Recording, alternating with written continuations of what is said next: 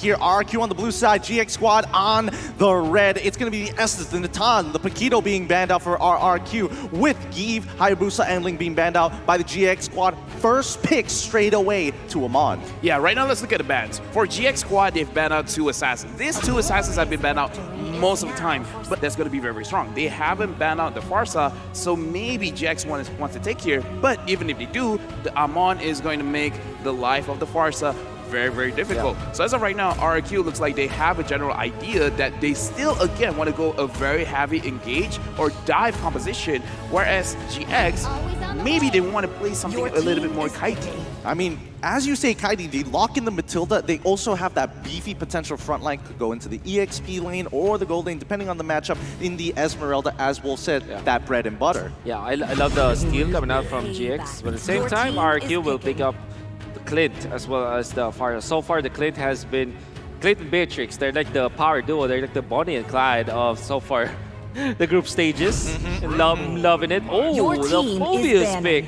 All right, look at GX. Obviously, this is more like almost all magic damage coming out from their side, but at the same time, it's good.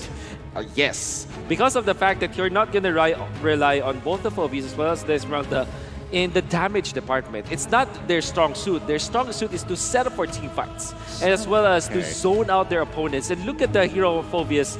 In a way, it can outlast the Clint.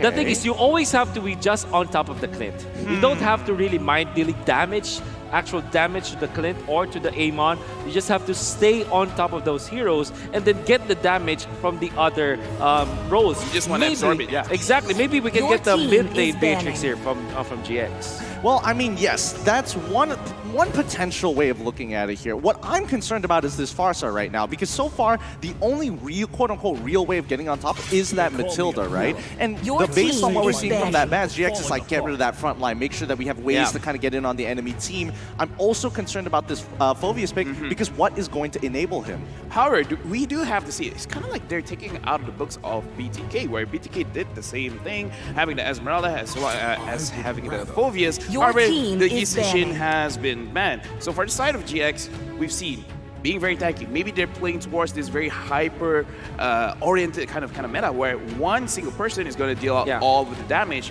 But the question is, who can really 1v5 in this situation? I'm looking at Beatrix, but if Beatrix is going to get banned, it's going to be very difficult. Yeah. And I think that it is incoming right now. For I mean, you're predicting it coming in for GX Squad specifically, correct? But RRQ, this one ban, it's everybody is waiting in anticipation. Is RRQ going to respect it, or are we also going to get one more seminar on how to actually control and keep in check this Beatrix? Yeah, Beatrix will be banned. Yep. Banned. Yeah, because again, GX, if they do have the Beatrix, then they have almost the dream composition. A lot of protection. Beatrix has the potential to 1v5. Right now, the Beatrix is gone. Right now, the Yeast and shit is gone. So we have to look for a different hero that can 1v5. And in terms of 1v5, they need a lot of AoE. They need a good scaling. What else do we have, Wolf? I wonder, maybe, I don't know, maybe Roger, I guess, coming out from... That's quite okay. It's decent versus the squishy targets of RRQ, but then again, RRQ can just like beef up their side lanes afterwards. So, but then again, it's a good pick. I've seen them pick up somewhere less of Hayabusa, but yeah, Roger, what is this? Why am I on point all of a sudden? I mean, you're just getting it down. There's 2 analysts on the table. Exactly. I mean, I'm the one who feels a little lost here. Y'all are playing. I think I'm playing bingo. You guys are playing checkers here. Well, okay. Well, Magic chess. Shoutouts to Magic Chess. Shoutouts to Magic Chess. Very fun game. But coming over towards RRQ side, now I don't know whether I'm playing bingo here, but overall, it looks like their lineup is looking kind of nice. I don't see them having a clean way of engaging here. Are we looking to see a potential tank? Well, so far, Vin has been good on the Jawhead, but the Cho, we have not seen a lot of Cho tanks over here. Speaking of tank, might as well just bring in the Hylos. All right, so in Indonesia, came the idea of having the Hylos against the Esmeralda and the Phobius all together. The Hylos versus Esmeralda, that was the thing of the past, maybe 1.5 years ago. But Hylos versus the Phobius, that specifically explained Hylos. This was an idea that came from RRQ and was popularized, came from Indonesia, I mean, and was popularized as well in some parts of the Philippines. Onyx Philippines love to pick this up against the Phobius as well because they believe that it is very strong against that hero, and it still is true. Now, what I like about this is like it's in chess, there's like a fork, right? This is actually a triple fork wherein you control both the Esmeralda and the Phobius as well as the Roger. That is why I think this is a genius pick coming out from RRQ. I like it. I like it so far. GX Squad finally finishes off their own draft with the Kagura this time round. RRQ ready to rumble, break down these compositions. What are we expecting to see here, LaFell? Okay, right now, unfortunately, GX, they need to scale a lot. On the side lanes, maybe they can do well. However, again, laning against a Clint is never fun, and with the side of RRQ, I would say that their win condition is very easy. From the side of GX, they kind of have to push the boundaries. They have to play a little bit uncomfortable in order to actually get some kind of gain and then snowball from it. Maybe the others will be uncomfortable. One thing I know for sure is that they're comfortable with this Kagura pick. They have picked it before during the Arabia Major, and what I really love about that is the execute on the Kagura. All right, and then they used it before. It didn't work in their favor because I guess, again, the jitters. Let's not judge GX on their first game, but maybe judge them in this second game that they have. Maybe Yato will show us something else. In fact, he goes for the flame shot. What this gives, actually, double flame shot on the side of GX just means that you have more ways for your Phobius to land the ultimate, because again, that procs the ultimate. Enablers, that's the name of the game for GX Squad. Let's not judge them based on their jitters in game one. Let's see whether it's going to be facts. A lot of expectations on either side, but it's RRQ versus the GX Squad as they continue to battle it out here at the Litho Wanderer side. RRQ giving it up, as we know so far. We know for a fact that Amon isn't exactly the fastest in its early levels when clearing the jungle. Yeah, that's right. Oh, almost a steal there coming out with the same shot, but yeah. Albert and the gang, I think that, I'm pretty sure that they secure the Little Wanderer, so... Well, they did, especially for the GX Squad, yeah. And I like the idea here where they're trying to like, let's try to steal whatever we can, but so far, RRQ just taking it very slow, and more importantly, R7 getting that pressure on that top side to push down to make sure that Dante doesn't get out of control. Oh. I want to ask LaFell here what his opinion of the X-Plane Joe that has been a thing of the past. Is still a good thing. I love it because, again, it has an assassin potential. And Amuni going down first blood. Sorry, Gideon, late to the pass. No worries, no worries. That first blood brought to you by Razor here. It gives a good, I think it gives a good idea. But yes, talk us through this EXP Cho. Yeah. Okay, so the Cho, being in the XP lane gives him a lot of opportunities to actually just stay in his lane, go to the back line, and take down the Roger. And also, it has a secondary win condition of a split push. I mean, you say that right now, but even he's already being taken out. That split push and that single solo kill potential alone. Whoo, you don't see that too often, especially when he is taking the concussive strike. That is what we call the classic go-to ways to win a MOBA. You know what they say when you know how to win a MOBA game? Have stunts. Yep, and Skylar is going to feel it because GX Squad want to get revenge. Top side may be yours, but bottom side is ours. Yeah, wonderful take. But yeah, the chain stun coming out from RQ Hoshi, courtesy, of course, of R7. The thing with the Phobius is that if he doesn't have the ultimate, he's just gonna walk, and he's not walking really quickly. And with R7 just chain stunning him up, especially with the Way of the Dragon, eventually gets the stun from Hylos, and then the Farsa, you know that even the tankiest of tanks will melt with 8 seconds stun, for example. I mean, if you chain it well together, it goes really, really nicely. We're pulling up the items as GX Squad wants to make the rotation here, but hold on. R7 as well as Play, making sure they can open this up a little more. Yeah, right now looking at the items, this Cho is really looking like he is favoring the tanky tanky position, and his is getting targeted. Yep. See again. He's getting punished really, really hard stuns, here. Man. I mean, it's a clean dive. There's nothing much they can really do about the situation, especially since Matilda's so far away, but maybe they're going to continue to contest later on here. But so far, RRQ is doing a really good job making sure they're catching GX Squad off of their timing so far. And yes, there we go. Clay finding an opportunity with the yin-yang overturn as Vin wants to get on top of him, draws the line in the sand, and there we go. The glorious pathway to allow Albert to secure the kill. One shots in as Dante wants to go back in. Lycan Pounce already on top of Albert. He needs to breathe as Skylar has joined the fight. That's not going to be a 5v3 there. they want to get involved in. Amazing plays coming out from RRQ Hoshi. Once again, activating their Glorious Pathway. It's a big ticket ultimate they can get from Rome Hylos. We predicted that this will be an Explain Hylos and the Cho will be the Rome, which also makes a lot of sense. But in this case, RRQ Hoshi, they felt that R7 wants to play the Cho. The gangs on the top side, they've already got the Lycan Pulse. A third hit from that Demonic Strike. R7's playing this really, really well. And I think, you know, just overall itemization, so far, we're expecting to see the get stronger later in the game. Yeah, I feel like this is still in their own best interest where they want to go ahead strong. Right now, Cho on the top lane doesn't look like he's going to die anytime soon, but later in longer team fights...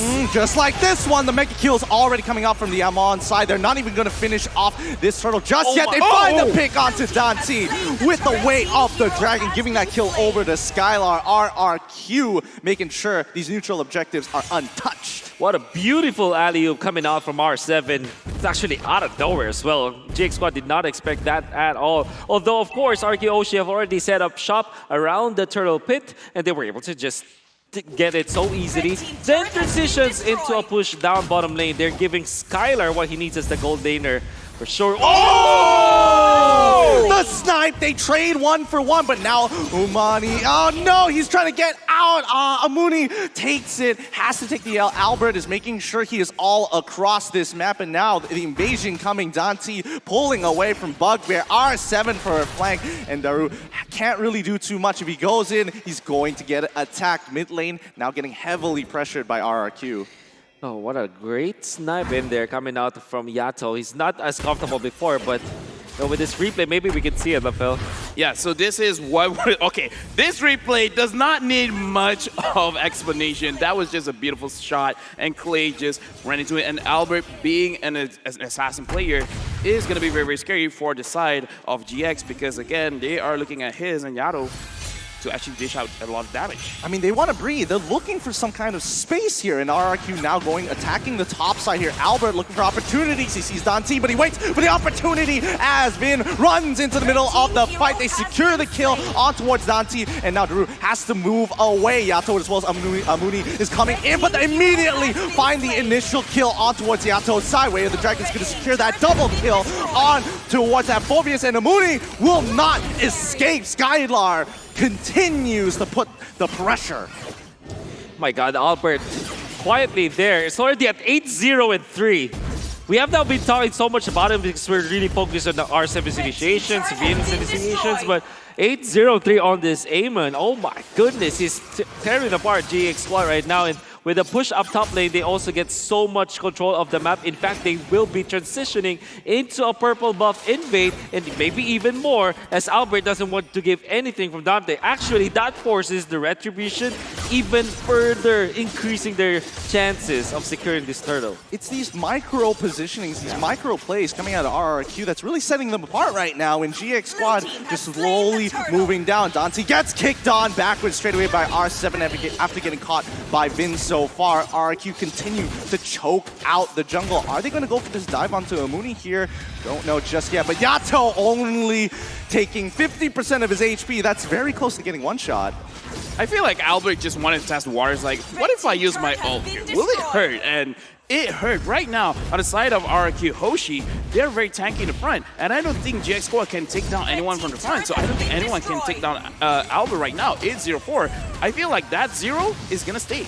Oh, that 0 is going to stay for a while so far. I mean, we're looking at the items as well. One item for the side of GX Squad, and you can see that RQ Hoshi, they're getting so far ahead here as Albert looking for any kind of position to punish the GX Squad. Look at this R7. I'm really surprised. His items look like as if he is the roamer, going for the casual molten essence into the dominance eyes, into another defensive item, which is the immortality.